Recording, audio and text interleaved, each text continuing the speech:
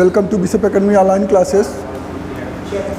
Today, I am going to start a new chapter, retirement of a partner, of partnership. अब तक हमने जो पढ़ा था वो एडमिशन ऑफ ए पार्टनर, जब किसी शुरुआत में हमने पढ़ा था कि जब सिर्फ प्रॉफिट शेयरिंग रेशियो चेंज होता है उस समय फर्म का रिकॉन्स्टिट्यूशन होता है, तो क्या करते हैं उसमें गेनिंग रेशियो सेक्रीफाइसिंग दोनों होता था। आपने जब अगला चैप्टर पढ़ा एडमिशन ऑफ ए पार्टनर, तो उसमें न्यू पार्टनर का एडमिशन होता था, तो उसमें जो ओल्ड पार्टनर होते थे वो सेक्रीफाइस करते थे। अब जो ये चैप्टर शुरू हो रहा है उसमें ये चीज़ देखना है कि जब पहले से जो पार्टनर है अगर वो पार्टनर रिटायर होते हैं या फर्म से निकल जाते हैं तो उस समय फर्म के ऊपर क्या इफेक्ट पड़ेगा, पार्टनरशिप फर्म के ऊपर। मतलब कि पहले एडमिशन में क्या था, फॉर एग्जांपल कि पहले अगर दो आदमियों के लिए खाना था, अगर एक आदमी एक्स्ट्रा आ जाता है तो जो दो लोगों के लिए खाना होता है दोनों लोग अपने अपने खाने में से थोड़ा थोड़ा निकाल के तीसरे आदमी के लिए दे देते थे।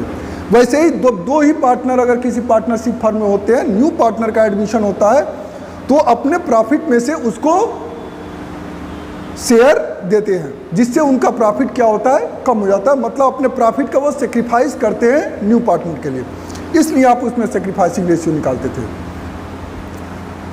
अब इसमें जब पार्टनर कोई रिटायर हो रहा है तो रिटायरिंग ऑफ पार्टनर के केस में अब 3 लोग थे, 1 लोग चले जा रहे हैं तो प्रॉफिट क्या होगा, बढ़ेगा। यानी कि जो एग्जिस्टिंग पार्टनर रहेंगे, जो पार्टनर कंटिन्यू करेंगे बिजनेस को, उनका प्रॉफिट अब इंक्रीज करेगा। अब इस सेंस में यहाँ पर आप गेनिंग रेशियो कैलकुलेट करते हैं। और जब गेनिंग रेशियो, अब सेक्रीफाइसिंग रेशियो एडमिशन में कैलकुलेट करते थे, यहाँ पे गेनिंग रेशियो, क्योंकि ओल्ड पार्टनर का जो शेयर है अब वो जो कंटिन्यूइंग पार्टनर रहेंगे उनको क्या करेंगे, उस शेयर को आपस में डिस्ट्रीब्यूट कर लेंगे। उसके लिए भी अलग अलग केसेस हैं कि कैसे कैसे केस में वो पार्टनर रिटायर होता है, उस चीज़ को पढ़ेंगे। तो first of all we have to know about the introduction of retiring a partner. Introduction is partnership as we know as a mutual agreement among partners to carry on legal business. It can be formed at any time when 2 or more person desire. ये कभी भी किसी समय कोई partnership firm बनाया जा सकता है अगर 2 या 2 से अधिक पर्सन अगर आपस में उनकी एग्रीमेंट हो जाए, सहमति हो जाए तो बना सकते हैं। In other words, partnership is always at will of partner. It's just possible that one of partner may express his inability to continue in the partnership and request other partner to allow him to retire from the firm. अब इसमें ये हो सकता है कि कोई partner अगर पहले से हो तो वो पार्टनर क्या कर सकता है कि अपना वो रिटायर होने के लिए रिक्वेस्ट कर सकता है, नोटिस दे सकता है जो पार्टनर कंटिन्यू है रिटायर होने से पहले, जिससे कि उसका जो एडजस्टमेंट है वो किया जा सके। Retirement of a partner, what is retirement of a partner in partnership firm? Meaning when 1 or more partners leave the firm, firm को छोड़ देते हैं, and the remaining partners continue to do the business of the firm, it is known as retirement of partner. मतलब जो partners continue करेंगे उस business को, तो इस केस को हम कहते हैं retirement of partner. Due to some reason like old age, poor health, strained relations etcetera, and existing partner में decide to retire from the firm. जब पार्टनर कोई बूढ़ा हो गया हो, गरीब, वो स्वास्थ्य उसका खराब हो, या फिर कुछ उसका रिलेशंस अच्छे ना हो, उस केस में वो पार्टनरशिप फर्म से रिटायरमेंट दे दिया जाता है। Next, in other word, A partners retires either with the consent of all partners, या तो सारे पार्टनर्स के कंसेंट से वो रिटायर हो, या फिर as per terms of the agreement, या फिर एग्रीमेंट में जैसा पार्टनरशिप डीड में दिया गया हो कि at a time of retiring of a partner which policy या which regulation should be follow, then other at his or her own will, या फिर वो अपनी इच्छा से ही उस पार्टनरशिप फर्म को छोड़ दे।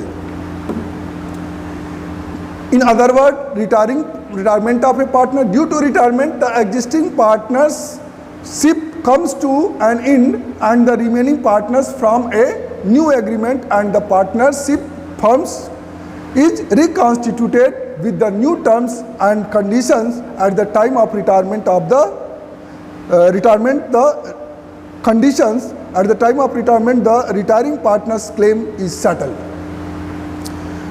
जब रिटायरमेंट होता है उस समय फर्म का फिर से रिकॉन्स्टिट्यूशन हो जाता है, फर्म फिर से नया होता है, फिर नया एग्रीमेंट होता है और वो फर्म के जो पार्टनर रिटायर होते हैं उनके क्लेम का सेटल्ड किया जाता है।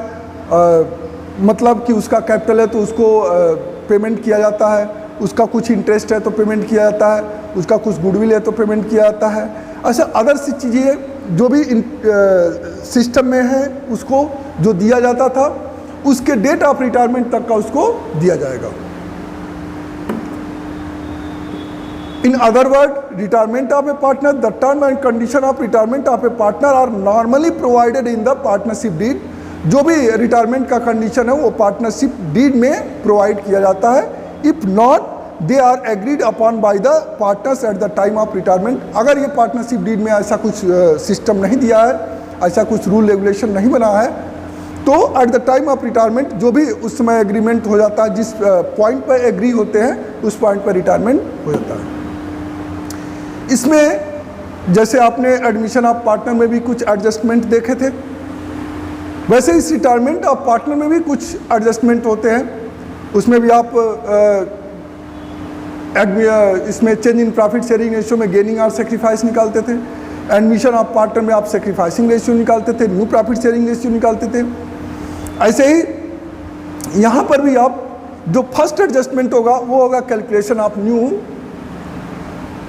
New profit sharing ratio and gaining ratio. इसमें न्यू प्रॉफिट शेयरिंग रेशियो या गेनिंग रेशियो कैलकुलेट करते हैं। ट्रीटमेंट ऑफ गुडविल, आपने एडमिशन ऑफ पार्टनर में भी ट्रीटमेंट ऑफ गुडविल पढ़ा था, change in profit sharing ratio में ट्रीटमेंट ऑफ गुडविल पढ़ा था और रिटायरमेंट के समय भी ट्रीटमेंट ऑफ गुडविल पढ़ेंगे। फर्क उसमें एक ही चीज़ का है कि जब आप change in profit sharing ratio में गुडविल का ट्रीटमेंट करते थे तो दो तरह के गुडविल होते थे। एक एग्जिस्टिंग गुडविल होता था जिसको सारे पार्टनर में, in the case of change in profit sharing ratio, goodwill को आप गेन और सेक्रीफाइस में बांट देते थे।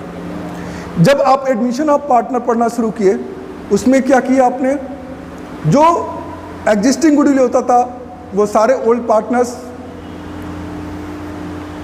अपने अकाउंट में डेबिट कर देते थे। मतलब all partners capital account debit to goodwill account existing goodwill के लिए।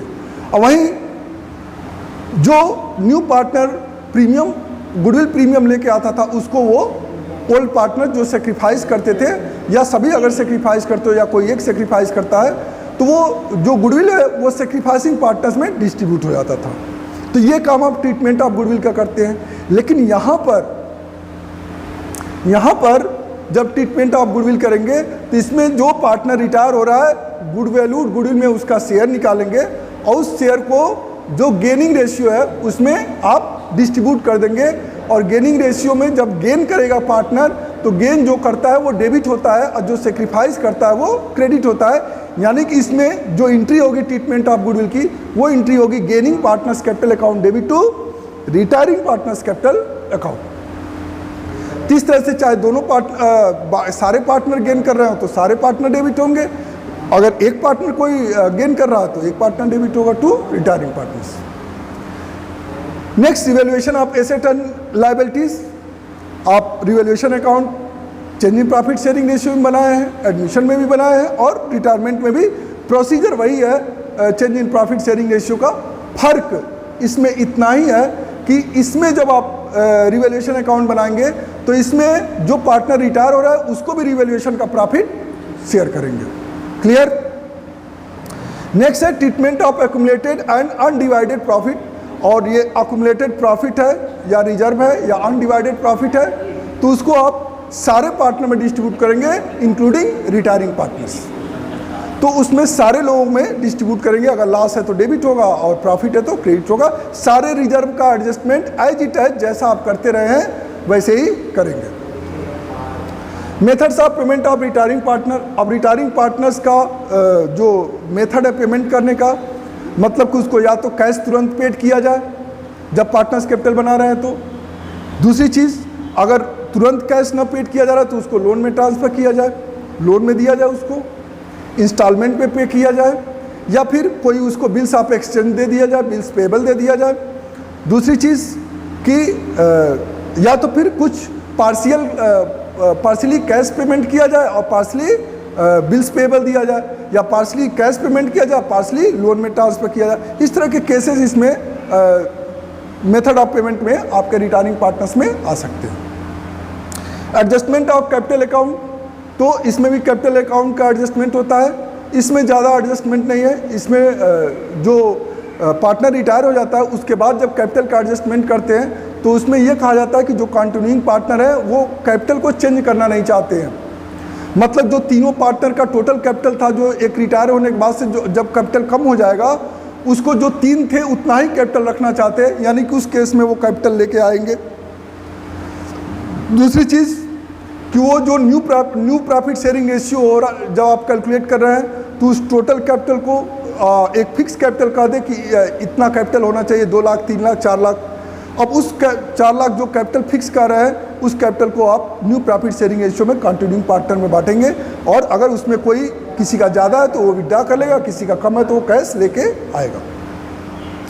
इस तरह से कुछ एडजस्टमेंट है कैपिटल अकाउंट के। Next, calculation of new profit share, new ratio and gaining ratio. First, new profit sharing ratio. The ratio of remaining partners is known as new profit sharing ratio in which they share future profit, जिसमें retire होने के बाद से वो अपना profit share करने वाले हैं। New share of partners is equal to old share plus acquired share. Old share मतलब जो पहले से शेयर है, और रिटायरिंग पार्टनर का जो शेयर था उसको ये क्या करेंगे, अपने में ऐड कर लेंगे, तो वो आपका न्यू प्रॉफिट शेयरिंग रेशियो हो गया। नेक्स्ट है gaining ratio. The ratio in which the continuing partners have acquired the share from the retiring partner is called the gaining ratio. Gaining ratio is equal to new share minus old share. जो new profit sharing ratio होगा उसमें से आप new share में से old share minus कर देंगे तो गेनिंग रेशियो निकल जाएगा। इससे पहले आप सेक्रीफाइसिंग रेशियो कैलकुलेट करते थे तो आप ओल्ड शेयर में से न्यू शेयर माइनस करते थे तो सेक्रीफाइसिंग रेशियो निकलता था। इसमें न्यू शेयर में से ओल्ड शेयर माइनस करेंगे तो गेनिंग रेशियो कैलकुलेट होगा। नेक्स्ट है new profit sharing ratio and gaining ratio. As soon as the partner retires the profit sharing ratio of the continuing partners get change. The share of retiring partners is distributed amongst the continuing partners. In the absence of information, the continuing partners take the retiring partners' shares in their profit sharing ratio in an agreed ratio. Gaining ratio is equal to new ratio minus existing ratio. Gaining ratio में भी आपने ये देखा। Next चीज, distinguish between sacrificing ratio and gaining ratio. दोनों में क्या अंतर है इसमें देखिए। बेसिस, पहला मीनिंग के बेसिस से, दूसरा ओकेशन के बेसिस से, तीसरा फार्मूला के बेसिस से। तो आप इसमें देख सकते हैं, इसमें sacrificing ratio proportion in which old partners sacrifice their share in favor of new partner। मतलब जिस प्रोपोर्शन में न्यू पार्टनर के लिए अपने शेयर का सेक्रीफाइस करते हैं वो सेक्रीफाइसिंग रेशियो होता है। गेनिंग रेशियो में proportion in which continuing partners gain the share of outgoing partners on his retirement. अगर कोई पार्टनर रिटायर होता है तो उसके शेयर को वो जिस प्रोपोर्शन में गेन करते हैं वो गेनिंग रेशियो होता है। एक डिफरेंस हो गया। ओकेशन की बात है तो sacrificing ratio is calculated at the time of admission of a new partner. New partner के एडमिशन के समय में आप सेक्रीफाइसिंग रेशियो कैलकुलेट करते हैं। Gaining ratio is calculated at the time of retiring और डेथ ऑफ ए पार्टनर। मतलब इसमें या तो रिटायर होता है पार्टनर या उसका डेथ होता है, तब उस केस में आप गेनिंग रेशियो कैलकुलेट करते हैं। नेक्स्ट है फार्मूला। फार्मूला में भी डिफरेंस है। Sacrificing ratio is equal to old ratio minus new ratio, और gaining ratio is equal to new ratio minus old ratio. Thank you, have a nice day. आप लोग इस क्वेश्चन को आप इससे रिलेटेड जो बुक में दिया गया उस चीज़ को पढ़ेंगे If you have any problem, talk to Google Classroom and comment. Thank you.